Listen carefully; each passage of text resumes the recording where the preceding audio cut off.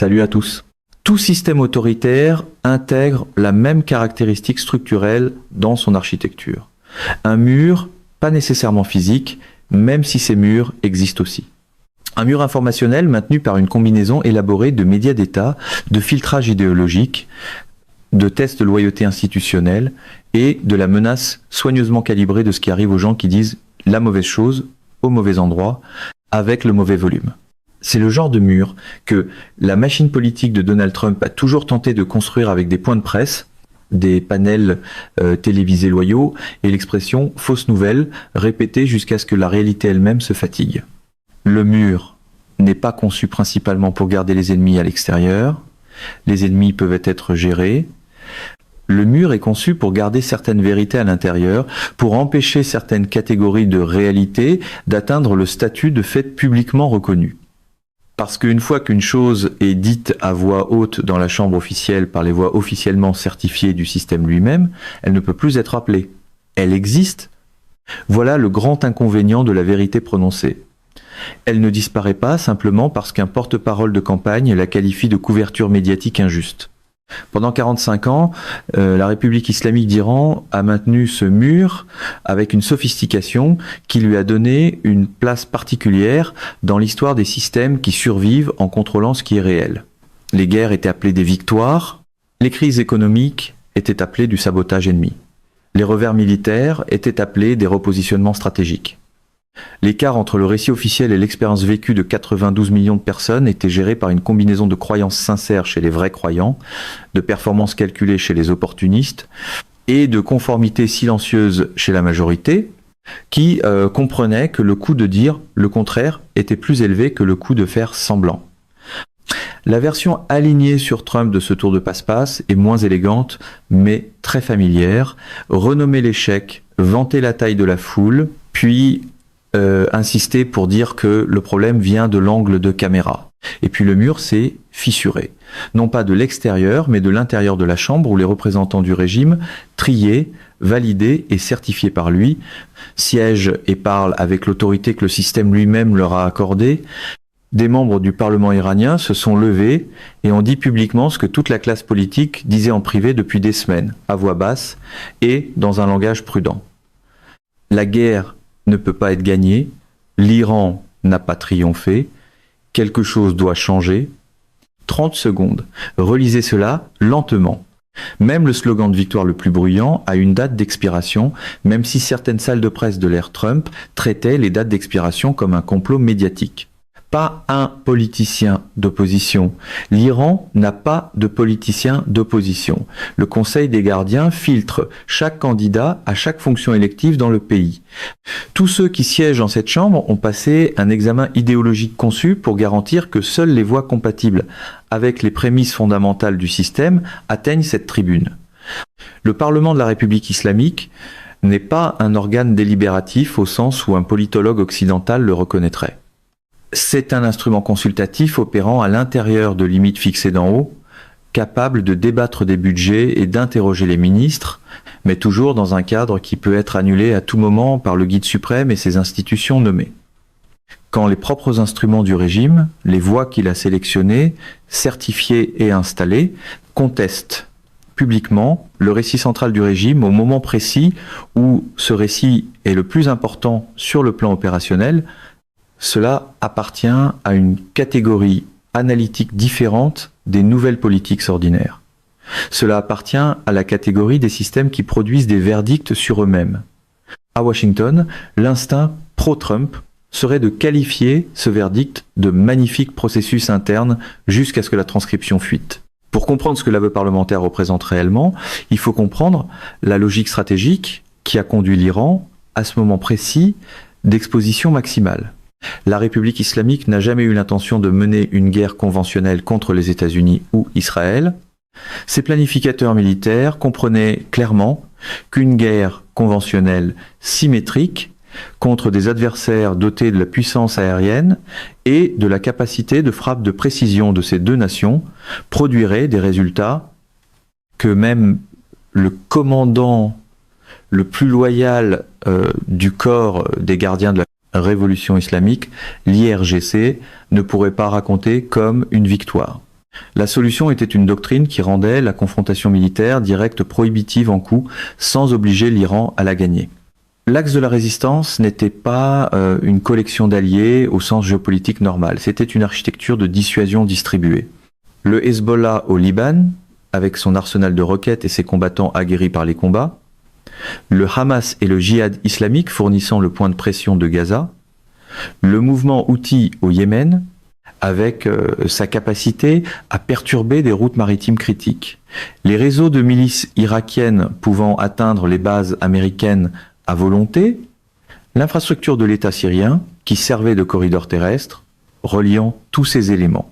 Chaque pièce remplissait une double fonction, étendre l'influence régionale de l'Iran en temps de paix et menacer une activation coordonnée sur plusieurs fronts si un conflit direct survenait un jour. Le nom de cette doctrine était la défense avancée. Sa logique était que le champ de bataille, si la guerre arrivait, ne serait pas en Iran. Il serait partout simultanément, submergeant la capacité de tout adversaire à concentrer sa réponse sur un seul théâtre. Pendant des années, cela a fonctionné. Le calcul selon lequel une action militaire directe contre l'Iran déclencherait une conflagration régionale incontrôlable a tenu. Israël et les États-Unis ont ajusté à plusieurs reprises leur comportement de manière à reconnaître l'efficacité de cette dissuasion. Le programme nucléaire iranien a avancé. Son influence régionale s'est étendue, son réseau de mandataires s'est approfondi, le mur a tenu. C'est ici que le marketing stratégique à la Trump entre généralement en scène avec un slogan simple, parce que les slogans coûtent moins cher que les systèmes et sont beaucoup plus faciles à imprimer sur des casquettes. Puis, à partir de la fin de 2023, l'architecture a été systématiquement démantelée avec une minutie et une précision auxquelles les planificateurs stratégiques iraniens n'étaient pas préparés et auxquels ils n'avaient aucune doctrine adéquate opposée. La pénétration du renseignement, qui a permis à Israël de décapiter la haute direction du Hezbollah, n'était pas seulement une réussite militaire. C'était une démonstration que la sécurité opérationnelle de l'investissement stratégique le plus important de l'Iran pouvait être brisée. Hassan Nasrallah n'était pas simplement un allié mort dans une frappe. Il était la preuve vivante que la doctrine de la résistance pouvait survivre indéfiniment. Il avait bâti le Hezbollah sur plusieurs décennies en une organisation qui avait tenu tête à Israël et accumulé un arsenal d'armes surpassant les armées conventionnelles de la plupart des États régionaux. Sa mort et celle de sa couche de commandement ont communiqué quelque chose de précis à chaque planificateur militaire à Téhéran. L'actif qu'ils avaient passé 4 décennies à développer comme leur principale dissuasion avait été compromis en son cœur. Gaza a suivi la même logique analytique depuis l'autre direction. L'infrastructure militaire du Hamas, les systèmes de tunnels, la fabrication de roquettes, les réseaux de commandement a été systématiquement démantelé au cours de plus d'une année de guerre d'usure, qui a imposé d'énormes coûts civils, généré des critiques internationales, mais qui a atteint son objectif militaire avec une efficacité froide. Les Houthis ont maintenu leur capacité à perturber le transport maritime en mer Rouge et à attirer l'attention internationale, mais la pression militaire soutenue a progressivement réduit leur capacité à servir de véritables éléments stratégiques décisifs plutôt que de complications persistantes et coûteuses. Et en décembre 2024, le gouvernement Assad en Syrie, l'État qui avait ancré la stratégie levantine de l'Iran et servi de conduit physique pour les armes destinées au Hezbollah, s'est effondré avec une rapidité qui a véritablement choqué l'establishment politique iranien. Des décennies d'investissements financiers, des milliers de combattants déployés, un immense capital diplomatique dépensé, rendu insignifiant en quelques jours alors que le régime s'est simplement dissous. Aucun point de presse, aussi théâtral soit-il, ne peut réassembler un corridor terrestre une fois que la carte a cessé de coopérer. Au moment où la confrontation militaire directe est arrivée au début de 2026, l'Iran y a fait face sans le bouclier de dissuasion distribué qui était censé rendre une telle confrontation impensable. Les mandataires étaient affaiblis ou détruits, Le corridor terrestre était rompu, l'architecture de la défense avancée existait surtout comme concept dans des documents de doctrine militaire plutôt que comme capacité opérationnelle sur le terrain, et l'Iran, après avoir passé 4 décennies à construire les systèmes précisément conçus pour empêcher une confrontation militaire directe, s'est retrouvé plongé dans une telle confrontation. Les premières semaines ont produit la chorégraphie de guerre familière que les systèmes autoritaires ont perfectionnée au cours d'un siècle de pratique. Les médias d'État ont amplifié les images de lancement de missiles et de déclarations de résistance. Les déclarations du guide suprême sur la volonté indestructible du peuple iranien circulaient avec la régularité d'une programmation planifiée. Les commandants de l'IRGC donnaient des entrevues en présentant les calculs ennemis comme fondamentalement erronés et la victoire finale de l'Iran comme historiquement inévitable. C'était la version géopolitique d'un point de presse de Trump. Les graphiques brillent, les adjectifs sont énormes et les faits sont priés d'attendre dehors. La machine du récit nationaliste, réglée et entretenue pendant 4 décennies de fonctionnement, s'est mise en marche. Mais cette machine fonctionnait contre une réalité qui ne restait pas contenue à l'intérieur de l'appareil de gestion de l'information. L'infrastructure de défense aérienne de l'Iran a subi des dommages soutenus de la part d'adversaires disposant d'une supériorité aérienne écrasante et du renseignement précis nécessaire pour l'utiliser. Les conditions économiques, déjà catastrophiques, après des décennies de détérioration accumulée sous les sanctions, se sont brutalement accélérées sous la pression supplémentaire du conflit militaire et de la compression systématique des revenus pétroliers iraniens par le blocus naval. Les effets économiques du blocus n'agissent pas de manière abstraite sur des indicateurs macroéconomiques que les gens ordinaires observent à distance. Ils agissent dans le prix du pain, dans la disponibilité des médicaments, dans l'électricité qui ne s'allume pas quand on appuie sur l'interrupteur, dans l'eau qui ne coule pas quand on ouvre le robinet. Un slogan peut survivre à un mauvais cycle médiatique. Il a beaucoup plus de mal à survivre à un réfrigérateur vide. L'Iran est entré dans ce conflit en gérant déjà une crise de l'eau, une crise énergétique et un taux d'inflation qui détruisait le pouvoir d'achat depuis des années. Le blocus n'a pas créé ces conditions. Il a comprimé l'échéancier sur lequel elles deviennent réellement ingérables. Le secteur pétrolier iranien, fondement des revenus de tout le budget de l'État, a répondu aux restrictions du blocus en réduisant la production plutôt qu'en pompant du pétrole qui n'avait nulle part où stocker et qu'aucun client n'était autorisé à acheter. La décision de mettre des puits à l'arrêt n'est pas un simple ajustement opérationnel sans conséquences durables. Elle représente une compression de la capacité de production qui génère les revenus finançant tout le reste. Les salaires du gouvernement, les subventions sociales, l'approvisionnement militaire, le budget opérationnel de l'IRGC et les flux financiers des élites qui maintiennent la loyauté de ceux qui prennent les décisions.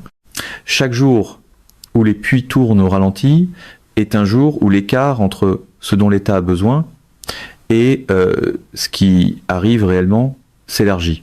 La décision des Émirats arabes unis de coopérer activement avec la pression financière américaine représente un point précis de dommage stratégique que le régime a entièrement créé par ses propres choix. Les Émirats étaient depuis des années une juridiction où les intérêts financiers iraniens opéraient par l'intermédiaire de sociétés et de comptes que les autorités émiriennes ne poursuivaient pas agressivement. Cet arrangement servait pragmatiquement les deux côtés, générant de l'activité économique pour les Émirats arabes unis, tout en fournissant à l'IRGC une infrastructure financière opérant hors de la portée des sanctions les plus strictes. L'Iran a détruit cet arrangement en tirant des milliers de missiles et de drones contre un pays qui tentait de rester à l'écart du conflit. La décision subséquente des Émirats arabes unis de fournir des renseignements financiers détaillés aux autorités américaines et d'aider activement à l'identification et au gel d'actifs liés à l'Iran n'était pas un revirement stratégique né d'une conviction idéologique, c'était la réponse entièrement prévisible d'un pays attaqué sans provocation par la même entité qui l'avait accommodé. C'est le moment où le théâtre de politique étrangère pro-Trump prétend souvent que l'escalade est un levier jusqu'à ce que la facture arrive avec les intérêts.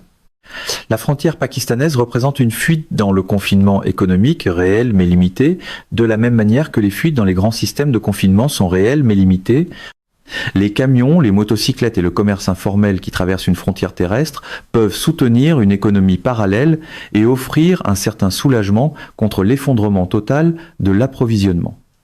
Ils ne peuvent pas remplacer la capacité de chargement d'un pétrolier moderne qui transporte 2 millions de barils en un seul voyage.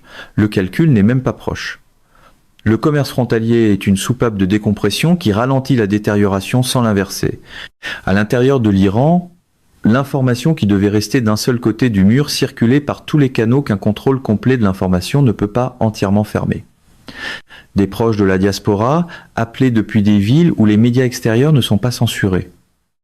L'utilisation des VPN était si répandue que les répressions périodiques du gouvernement contre ceux-ci avaient, depuis longtemps, été absorbées comme une caractéristique de la vie numérique quotidienne, plutôt que comme une véritable restriction.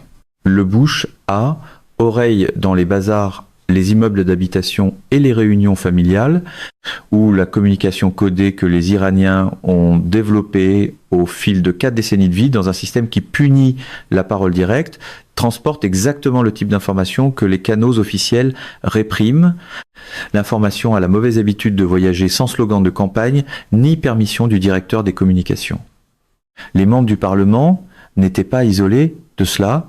Ils rentraient dans leur circonscription, ils entendaient ce que leurs électeurs vivaient, ils comprenaient la distance entre le récit officiel et la réalité matérielle des gens qu'ils étaient censés représenter.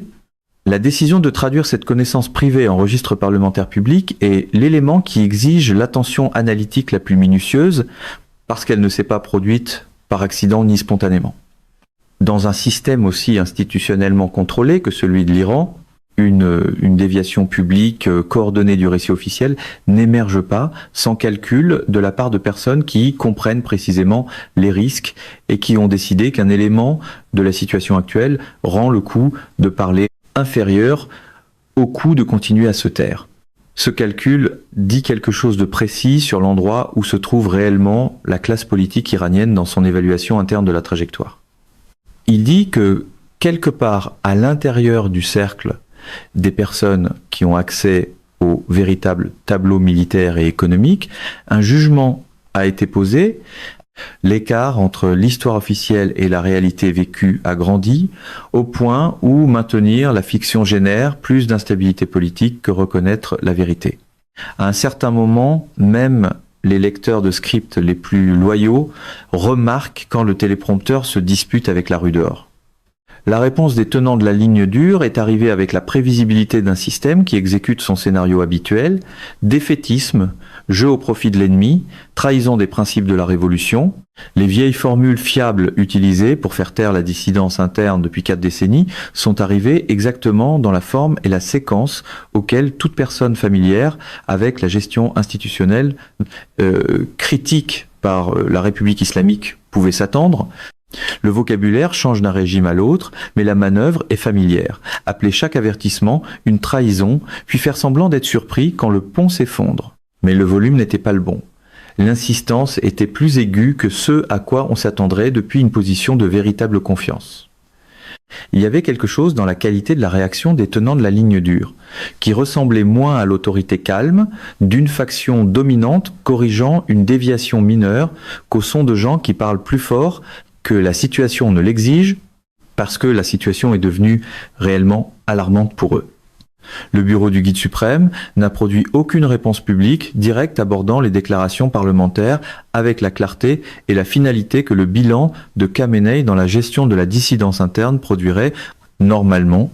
Ce silence est l'un des points de données les plus importants de toute la séquence, parce que Khamenei n'a jamais hésité à corriger ou condamner publiquement les figures politiques qui s'écartent des prémices fondamentales de la révolution. Tout son rôle institutionnel dépend du maintien de l'autorité qui lui permet de définir ce qui est acceptable et inacceptable dans le système. L'absence d'une correction directe et autoritaire face à des membres du Parlement déclarant publiquement que la guerre est ingagnable n'est pas de la neutralité. C'est le silence d'un homme assis devant un ensemble d'options toutes sérieusement coûteuses et qui n'en choisit aucune, parce que chaque réponse disponible aggrave la situation dans au moins une dimension critique. Une réponse à la Trump chercherait probablement le microphone le plus proche. Le problème plus profond, c'est que les microphones ne font pas disparaître les mauvaises options. Condamner bruyamment les parlementaires amplifierait l'importance de ce qu'ils ont dit et confirmerait que le régime ne peut pas tolérer la vérité sur sa propre situation. Agir contre eux avec la force institutionnelle les transformerait en martyr et ferait calculer à la prochaine personne envisageant de dire la même vérité que parler comporte un risque personnel concret qui était auparavant théorique. Ne rien dire laisse leur déclaration inscrite dans le registre public, non contestée par la plus haute autorité du pays, ce qui signifie que chaque conversation ultérieure, dans chaque maison, chaque bazar et chaque réunion familiale dispose maintenant d'une déclaration parlementaire à citer lorsqu'il s'agit de discuter de la confiance que l'on peut accorder au récit officiel. Il n'y a pas de voix propre, et l'absence d'une voix propre est elle-même la mesure de l'ampleur du changement de la situation. Pour les Iraniens qui vivent les conséquences de ce moment, plutôt que de les analyser, l'aveu parlementaire se dépose différemment selon les couches d'une société façonnée par tout ce que la République islamique a été pendant 4 décennies. La jeune génération, celle qui est descendue dans la rue sous la bannière femme, vie, liberté, qui a vu ses pères être abattus en public, disparaître dans les prisons et être exécutés après des procédures qui ne ressemblaient à aucune norme reconnue de justice, savait depuis longtemps que le récit du système était détaché de toute réalité qu'elle reconnaissait.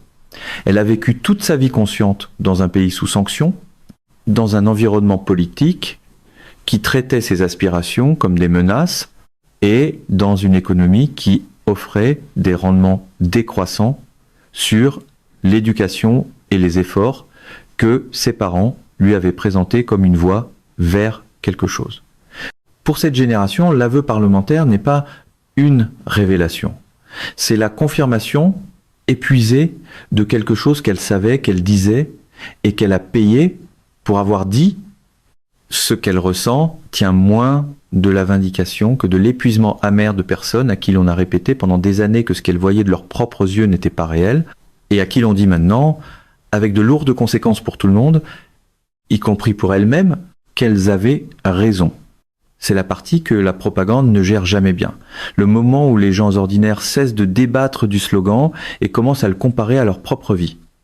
Pour la génération qui a fait la révolution, qui a combattu la guerre Iran-Irak pendant 8 années d'attrition implacable ayant tué des centaines de milliers d'Iraniens, qui a construit des carrières, des familles et des vies à l'intérieur du système qu'elle a aidé à créer et qui a trouvé des moyens de vivre dans ses contraintes, l'aveu porte le poids d'un règlement de compte avec ce que 45 ans de choix ont réellement produit. Beaucoup de personnes de cette génération croient sincèrement, et non pas seulement par croyance performée, aux projets révolutionnaires qu'elles ont participé à construire. Elles l'ont vu se calcifier, se corrompre et se vider de l'intérieur pendant des décennies, avec un chagrin qui ne peut pas être pleinement formulé dans une langue elle-même surveillée. Pour elles, le moment parlementaire n'est pas seulement une donnée militaire ou politique, c'est un bilan de ce qui a été sacrifié et de ce que ce sacrifice a produit. Pour la diaspora, les millions de personnes dispersées sur plusieurs continents qui sont partis au cours de 4 décennies pour des raisons allant de la persécution politique à la simple survie économique et qui regardent le pays qu'elles aiment depuis une distance qu'elles ne peuvent pas combler en sécurité, l'aveu génère ce mélange particulier d'espoir et d'effroi qui caractérise la relation émotionnelle des exilés avec la possibilité d'un changement dans un pays dont ils savent mieux que la plupart à quel point la transformation politique peut être complexe, imprévisible et capable de produire des résultats terribles. Espoir, parce que toute fissure dans le récit officiel est potentiellement un pas vers quelque chose de différent. Effroi, parce qu'ils se souviennent de 1979. Ils se souviennent de ce qui est venu après la dernière fois qu'un système s'est effondré. L'histoire a un schéma pour ce qui arrive au système révolutionnaire quand le récit échoue. Ce schéma n'a rien de rassurant.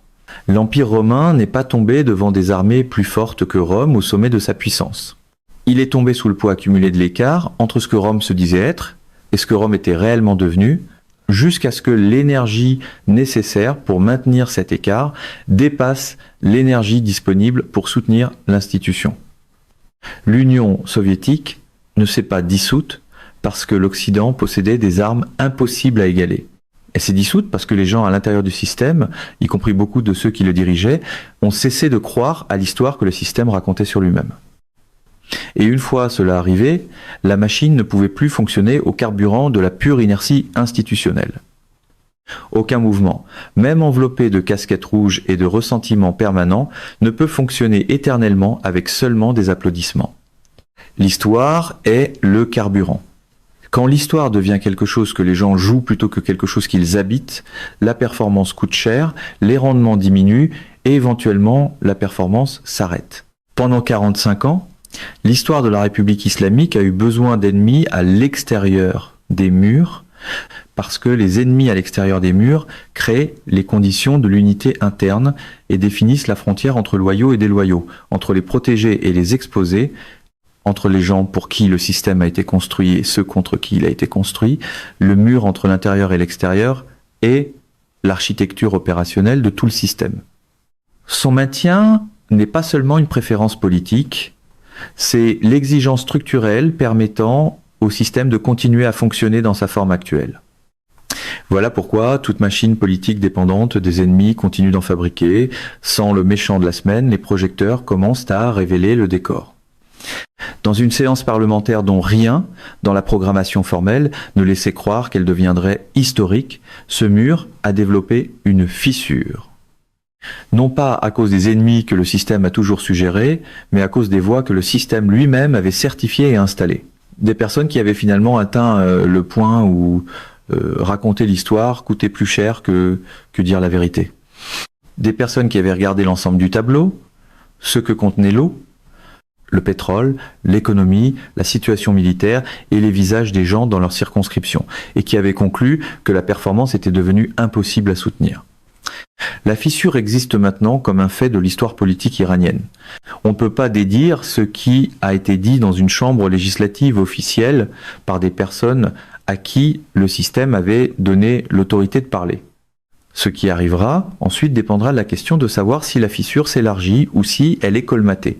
De la question de savoir si la faction pragmatique à l'intérieur du système possède assez de leviers institutionnels pour orienter le pays vers une sortie de crise, avant que la faction des tenants de la ligne dure ne redouble, d'effort, comme les systèmes révolutionnaires menacés le font historiquement, en produisant des répressions qui génèrent la pression sociale, brisant ce que la répression était censée contenir.